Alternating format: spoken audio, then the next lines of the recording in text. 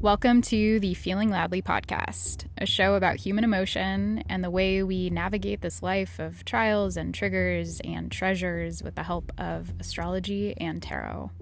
I'm your host, Jana. I'm an astrologer, a tarot reader, and an Akashic Records reader, and I'm here to help you do this messy life with as much grace, ease, and pleasure as possible.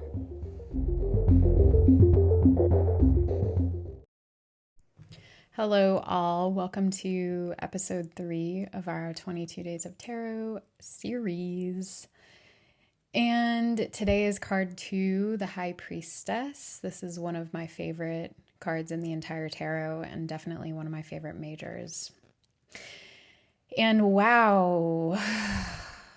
Okay, so this is probably going to be a bit of a raw episode because honestly, this has been a pretty raw day. And it's just hitting on a lot of stuff. So the High Priestess, let me back up.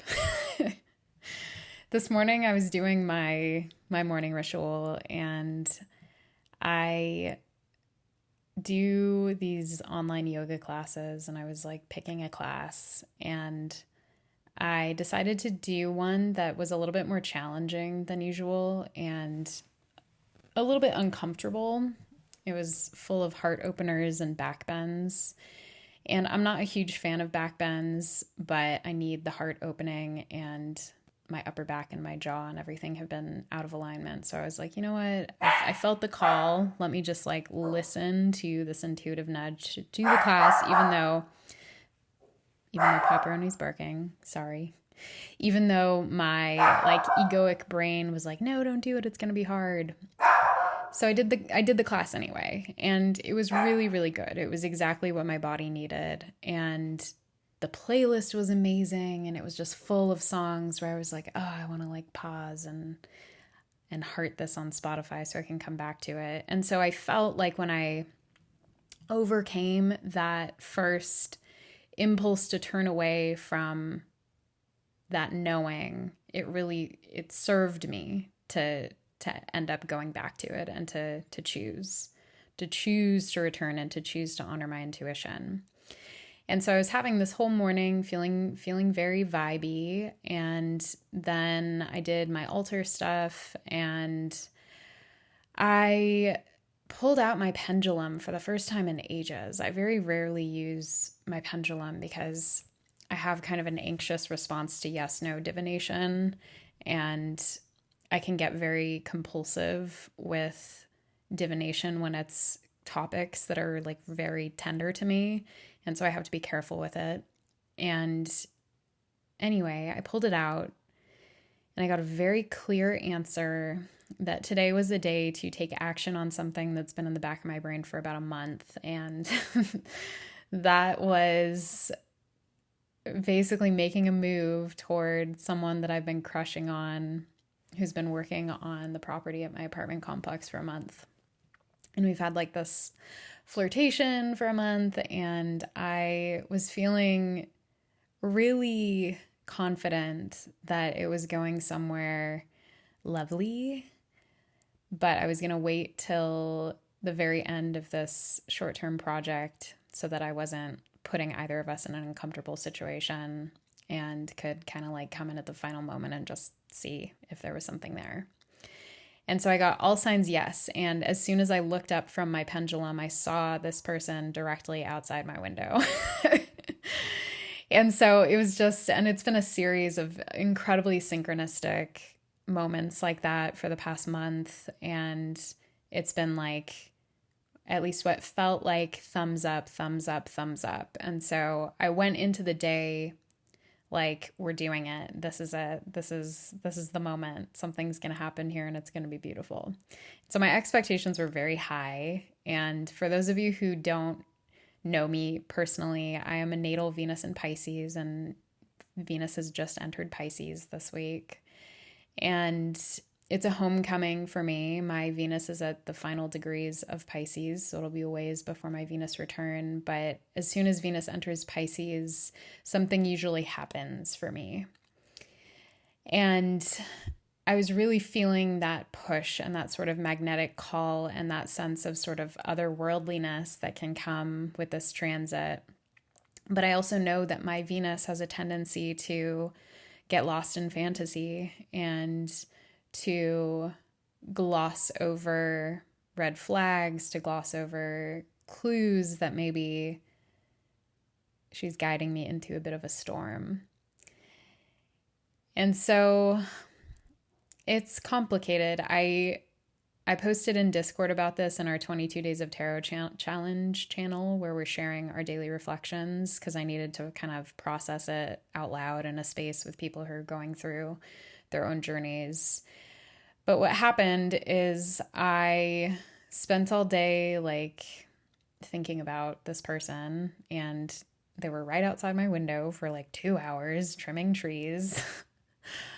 And I just felt so strongly that it was gonna materialize into something sweet and be like this love story. And I really had it. I'd built it up in a big way over the course of a month. I'd posted about it on Threads, and I had all these people who were invested. And then I got humiliated for kind of over investing in what could very well have been a fantasy. And today I found out that it was, in fact, a fantasy, because this person is married.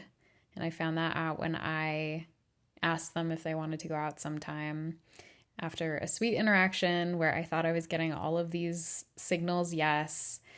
And they very gently said that their partner would not be a fan of that. And so, I was proud of myself for taking the leap and just doing it, because it's been on my mind for so long. And I was bummed about these all like perceived missed opportunities that I'd had throughout the month. But I was really bummed. I like was really sort of like crestfallen over this, and it hurt my heart. And then I felt a little silly for hurting my heart. And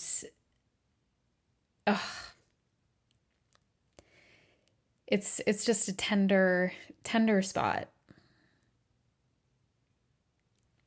And there's this feeling that I know I'm not alone in this, especially among Venus and Pisces folk.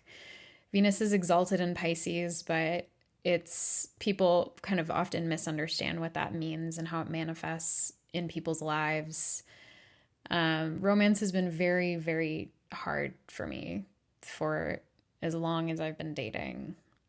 I've had a couple like sweet and relatively chill relationships, but I'm also a Taurus rising with a Scorpio descendant, and that Scorpio descendant works extra hard, and I have really some intense fixed placements and Pluto placements that generally have made romance a really tough spot for me for a very long time. And so there's this combo effect that I think Venus and Pisces can have, where it can offer eternal hope and the promise of something beautiful, but that hope very rarely is backed up by reality. And it can feel delusional.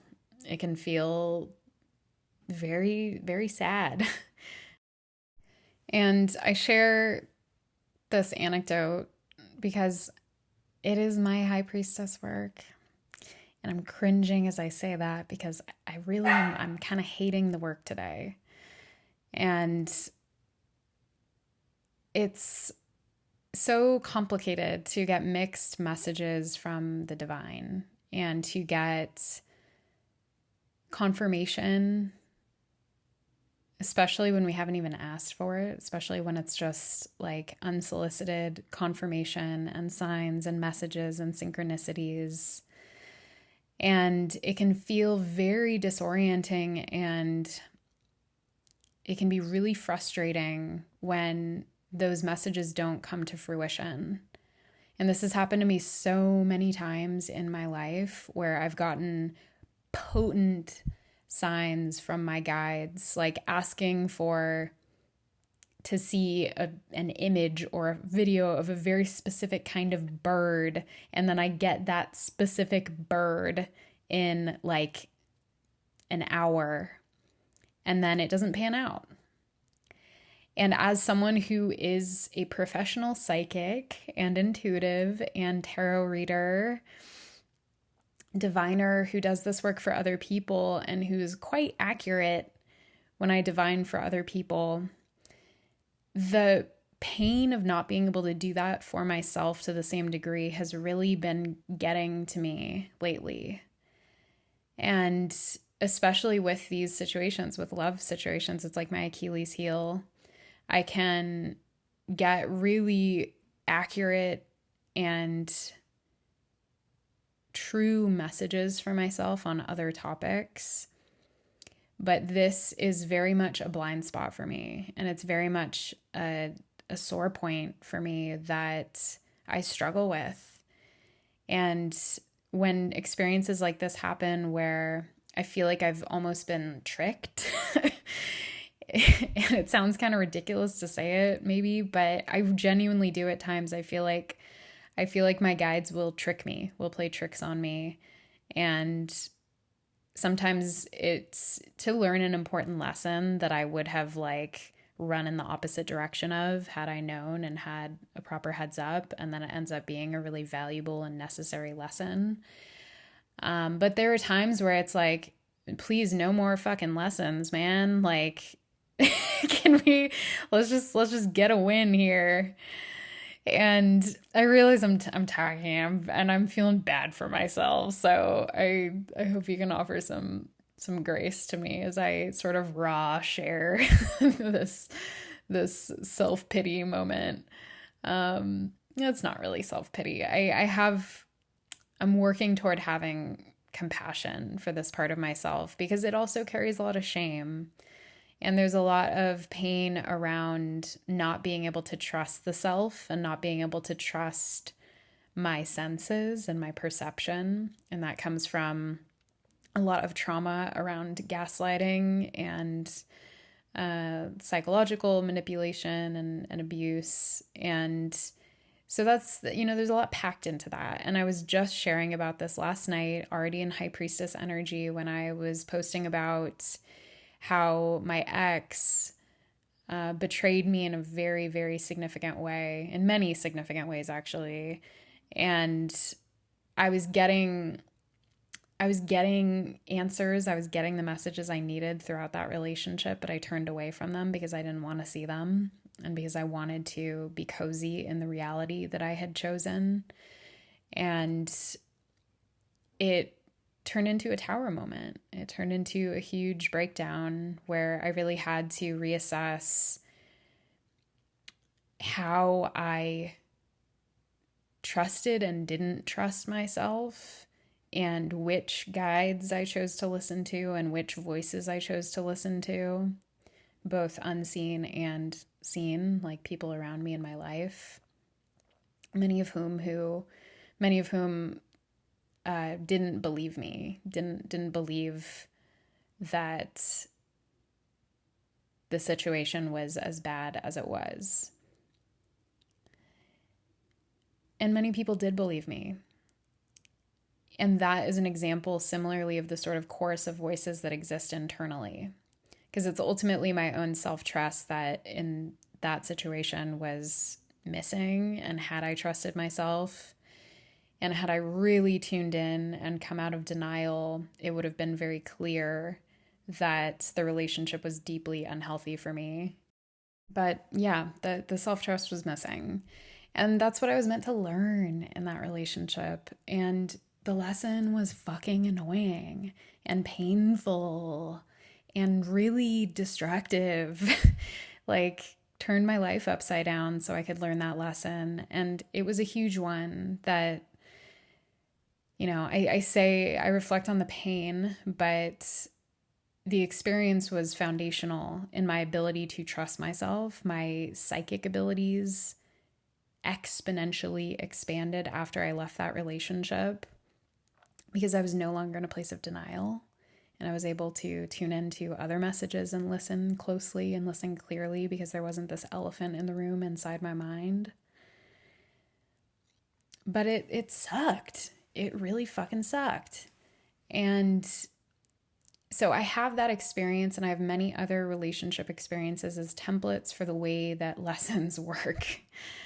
And at times I fall back into patterns, and I seek a divine love, and I feel that really deep urge and draw to just have my person. And I have doubts about that statement, my person. You know, I swim in a lot of non-monogamous circles. Tons of my friends are polyamorous and practice relationship anarchy and ethical non-monogamy and all sorts of different relationship stuff. And it's something I've explored myself a little bit. So it's like, once I don't believe like my Prince Charming is going to roll up, but there's a part of me that really does believe that. And that part is something that I'm trying to come to appreciate in its entirety. Because my Venus in Pisces is also my beloved. I wouldn't trade it for the world. I absolutely love my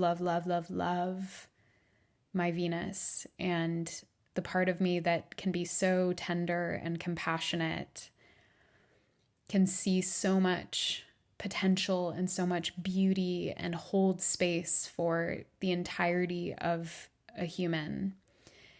And ironically, I haven't been able to give that to my Venus in Pisces. And so it brings up a lot of grief when I realize that I'm rejecting this part of me that yearns so much for a very special connection and believes that it's never going to happen. And so it occurs to me, like, the oracle card I pulled today is greatness. And this oracle card is about appreciating your own greatness. And it's so complex to get this card today on this day when I'm coming off of a week where I've gotten so much affirmation from clients who I've worked with recently who, like, really, like, the most beautiful feedback I've ever received in my entire career has been in the last couple weeks. And it's been profound, from offering flash readings and doing tons of readings for new folks and getting to hear such beautiful feedback. It's been this whole duality of holding both, right? Like, I can appreciate that I'm really, really good at what I do and that I've really honed my skills. And also, I'm still a fallible human who has blind spots, who has trouble reading for myself, who struggles and falls into the same pitfalls that everyone does, because I'm a human. And the High Priestess, to me, this card from the Portals deck, you don't see their body, you just see their dress. You just see their adornment, what they choose to wear. There's a dress floating on top of a crescent moon, a white dress.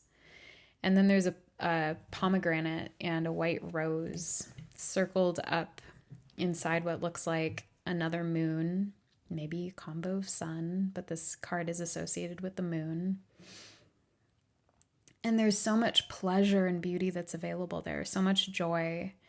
And it reminds me of something that a Discord and Threads pal posted in our Discord the other day about how at one point in their life, and this is a fellow Taurus human, at one point in their life, they decided that they were done just feeling okay and they were ready to really feel happy.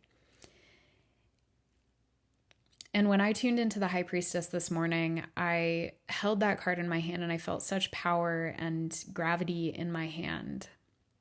And I felt like so much was possible and like I could really see so much. And our prompt was, what needs my attention? And I instantly heard the portal. And I saw myself traveling through a portal through a transformative experience, and my heart was blasting open, and I saw the little like wavy black line emoji with a heart in between, and then another one, and it was like all this symbolism that was very, very Piscean and very Venusian. And then I felt this rawness from the High Priestess, this desire, this yearning desire that she had, which is so unlike how I usually feel the High Priestess. Usually there's this sort of like aloof or vacant or hard to reach quality. But today she was so raw. And there was this desire to honor desire, this desire to bite into the pomegranate and get the juice all over their face and to smell the rose and to really feel the sensuality of life and to have a lover. And I think I've denied myself that and told myself for a long time that I'm being childish or silly. But there's something that I'm coming to learn about the High Priestess and desire. They are not perceived. The High Priestess is often not perceived. And something that kind of hit me and felt ouchy from this past month is that when I talked to the crew, the crew that my crush was on, one of the guys told me that like every day they look forward to seeing me and Poppy, my dog, and they would all like shout and say hi to her and like love on her. And it was very, very sweet. And she had like this whole reception crew. But he said like, oh, every day we wonder like what path you're going to walk down and we try to like spot you. And I just had this feeling of being perceived but not being seen, and how I wondered if like a month's worth of what I thought was like so obvious flirtation was just someone kind of passing through and like enjoying having a distraction at work. Whereas for me, it was like I was taking this shit seriously. Like I was crushing and hoping that it would go somewhere. And that's been a common theme in my life, is the like feeling perceived maybe, but not seen, or kind of being like a fixture in someone's environment as opposed to being seen as, I guess, like a valid option. So I don't know. I'm feeling weird about this episode, but I'm going to share it anyway because I don't usually out loud process in this way in a public space, and that's scary for me. But I committed to this and it's part of the experience, and so I'm going to share it, and I don't have any magnificent insights to share today. This is just where I'm at. It's kind of raw, and the High Priestess is raw because it takes us into this stuff and causes us to question everything. Goodbye.